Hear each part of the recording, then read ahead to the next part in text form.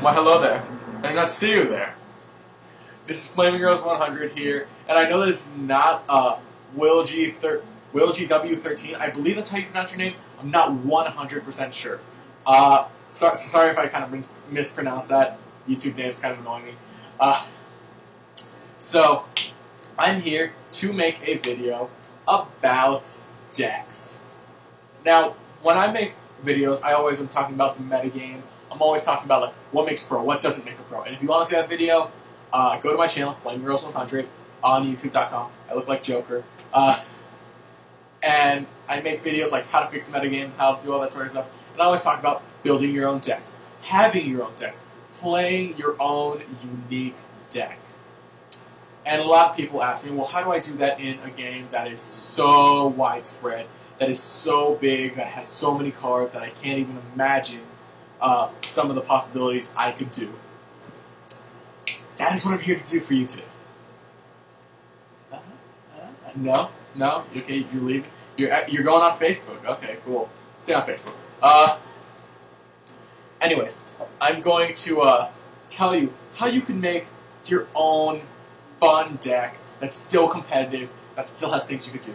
So the first thing you're going to want to do when you look up your deck. Step 1, keep it fun. Rhyming. Come on, do I get a high five for that? No? Okay. So step 1, keep it fun. And what do I mean by keep it fun? Keep it in your playstyle. So if you're a guy who likes to stall out his opponent and see the frustration on his face a little bit, I know it sounds like a little bit of a dick move, but if you're like that guy, build that deck. Don't build E-Dragons where you're just going to be swarming the field. I'm a guy who likes to special summon a lot. I'm a guy who likes to swarm the field. I'm a guy who wants to beat down your mama, steal your sweet roll, and then shoot an arrow in your knee. Don't tempt me. I will do it. But, sorry about that. That's why I play decks like X-Sabers. That's why I play decks like Six Samurai. Well, I don't really play Six Samurais as much, but I play Six Samurais. That's why I play decks similar to Watts. Atlantean, Swarm, Stun, Control, Aggro, whatever you want to call it. That's why I play decks like that. And this applies to every card game, so if you're a Magic the Gathering player, if you are a Vanguard player, if you are a Pokemon player, stick around, watch the video. It'll give you basic deck instructions. Now, step 2. Keep it unique to you. See, we're on the roll. Now, step 2, keep it unique to you, is something that I always like to follow. So this follows, even when I'm playing a totally unique deck, like I have a deck called Dark Lords, which is like Chaos Agents, but awesome.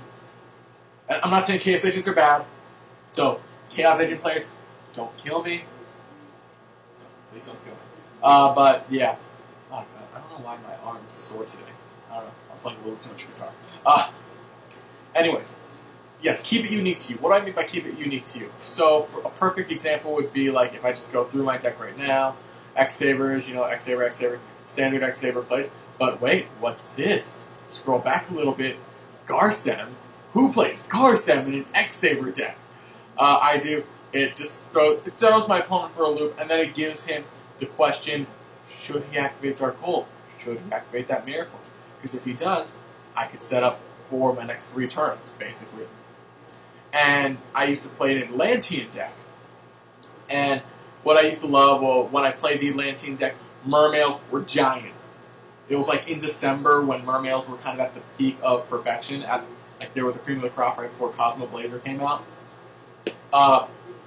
And I would play that deck, and the first thing people would see is, like, my first standard turn play would be play Deep Sea Diva.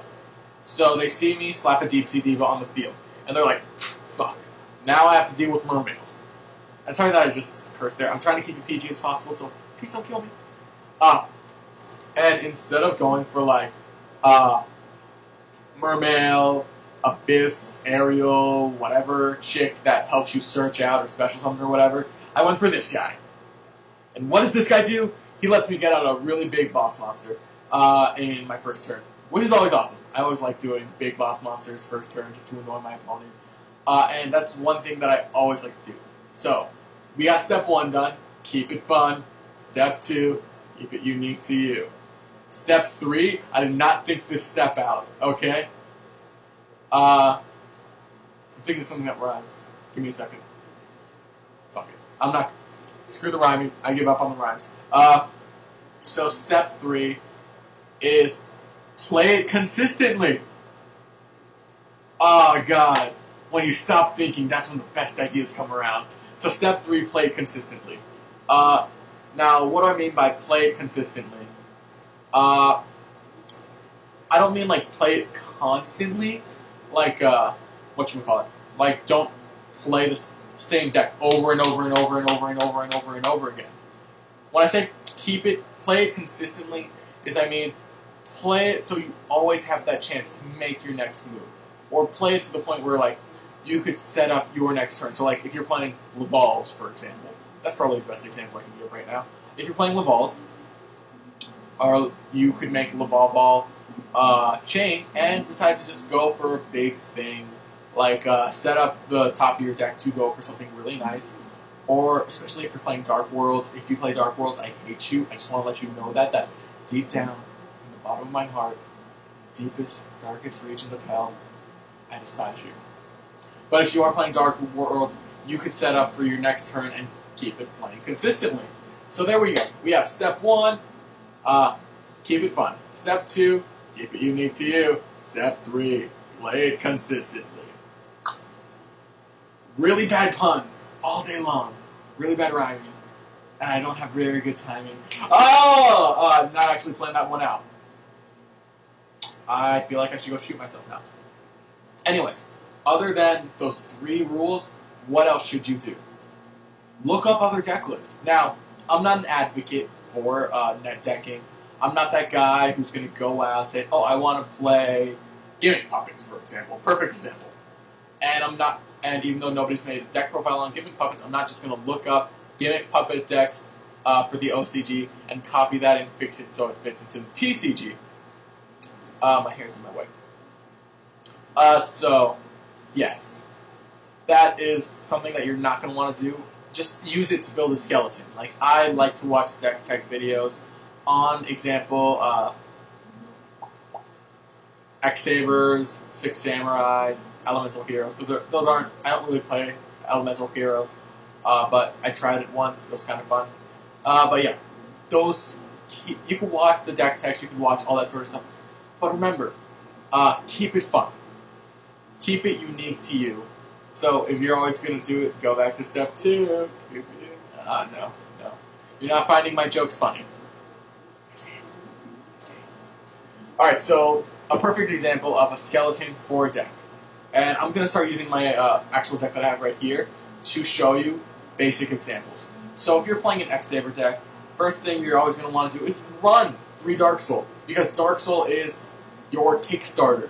He's the guy who's going to turn the key in your engine and start up your deck. And then on top of that, you might want to run 3 Empress Blades. Who knows? Run 3 Empress Blades. Run 3 Dark Souls. Both excellent searchers, no matter what people say. But, of course, when you're going into the whole keep it unique to you, maybe you want to toss them to 2 guard centers, maybe you don't. Just do it anyways. Have fun with it. It's a game. It's a game that we're here to have fun with. Of course, there are people who don't want to have fun with it, and they want to make it super competitive. Forget those people. This is your deck. No one is controlling it. No one is taking your deck, having it like this, and saying, here's your deck. That's what you're going to play for the next 6 months until we demolish it on the ban list soon. And then, of course, like if you're looking at deck text, feel free to change things. Like most X-Saber decks I see don't run 3 Fultrals. They run 2 Fultrals. But I said, let's put that 3rd Fultral in, just so we could have it in there. Because a lot of people want to run Effect Veiler over it, Max Z over it, or Guard Strike over it. I was like, nah. 3 Fultrals is really fun to do. And if you actually want to see a video on this deck for a deck tech or whatever, deck profile, whatever you want to call it, I have one up on my channel that you can go watch right now. No. I'm making really stupid faces and I'm not making much sense, am I? So, that is kind of what I'm talking about. Now, people are always wondering, how long should I wait to make a deck? How long should I do this, that, the other? Well, to be honest, to be as honest as I possibly can, it took me since I was 10 to make this deck. Because back when this deck came out, Amherst Blade was $112, MST was at 1, Mirror Force was like $57, and I was 10 years old. 10-year-olds don't have that kind of money. So if you're 10 years old, or you're like really young or something like that, and you want to play something like E-Dragons, or you want to play Prophecy, and it fits your playstyle, you want to keep it unique to you, mix it up. And you want to know something? Don't be afraid to mix it up. Don't be like, I know I've been trying to be like really stupid this whole video, and I've probably succeeded in making myself look like a total ignoramus. I love that word. Anyways, don't be afraid to toss in a random card. Don't be afraid to be like, you know what, I'm going to play that one stupid card that nobody wants to play. Unless it's that Mermail Whale. Nobody likes that Mermail Whale. It takes way too much effort to put it out. Sorry, off topic. But yeah, if you want to play something, but you want to keep it fun, you want to keep it consistent, you want to keep it competitive first of all, just look at your options. Take a second before jumping on the bandwagon for a very expensive deck that is not going to do you very much good, because now here, I'm going to go into a little bit of story, and I do like to go into stories when I make my videos, so if you kind of like this kind of style of video, please feel free to subscribe to my channel. Link probably down below or somewhere here. So if you're that guy and you want to play a deck like, for example, when 6 Samurais were really big and 6 Samurais were very expensive, you want to play 6 Samurais, take a second, take a step back. Take a step back and use your resources to your advantage. So, perfect example of a good resource is look up the cards online. Look up the cards online and see what you could do with it. And if you don't like their effects, you don't like their attack points or their stats or whatever, granted no deck will ever be perfect, not even my precious X-Sabers, but if it's not perfect to how you want it to be, or at least almost close to perfect, because the only thing I wish that this deck was a little bit more consistent, but I still play it at my locals every week because I love it. And I didn't want to go with the crowd of playing Black Wings at the time. So, you know, if you want to go and you want to play an expensive deck, take a step back. Think about what you could do. Use Dueling Network. Use YGO Pro. Use Dev Pro. I think those are two separate programs. Use all these different things to your disposal. Hell, use the Yu-Gi-Oh! Video games for the PSP and the DS. Those help a lot. And I'm talking a lot. Because when I used to play those back when I was younger, I still kind of like to play them. I don't use it. I don't have the games anymore. But anytime I got a chance to play it, that's not on an emulator because I don't like emulators. It makes the game like too easy to win.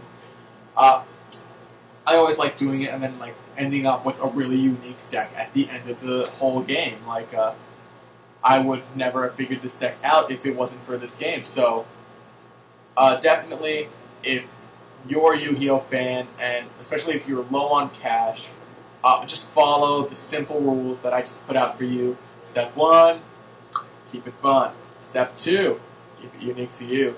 Step 3, play it consistently.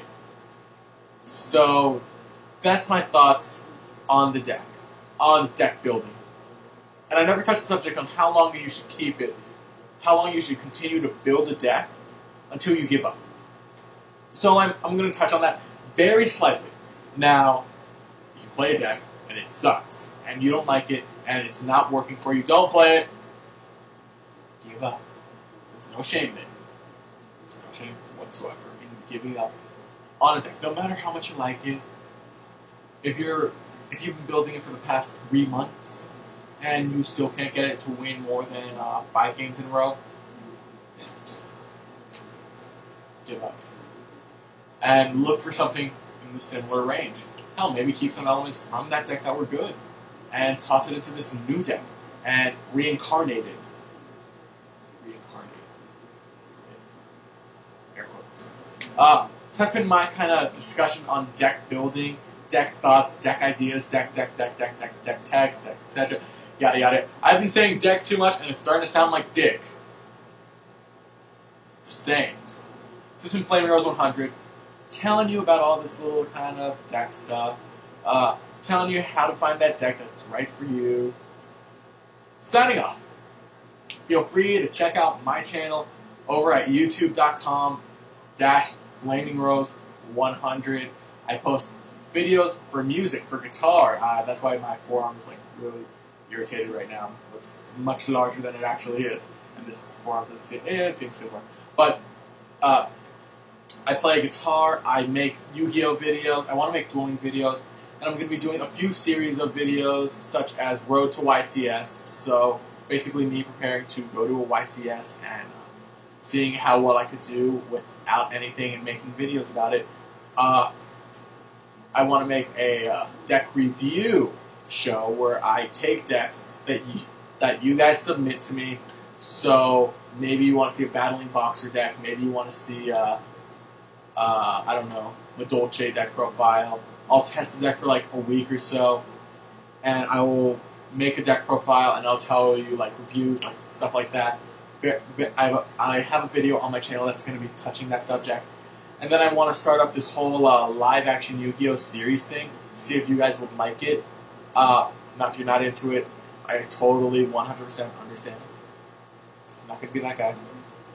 But you know what I mean. You know what I mean, and I don't need to explain anything to you. But yeah, if you like all that sort of stuff, like you like Yu-Gi-Oh, and you like heavy metal music, feel free to check out my channel at FlamingRose100. So I've rambled on enough about my channel, and I'm gonna give WillGW13 his channel back. So this is FlamingRose100 signing off. Later, guys.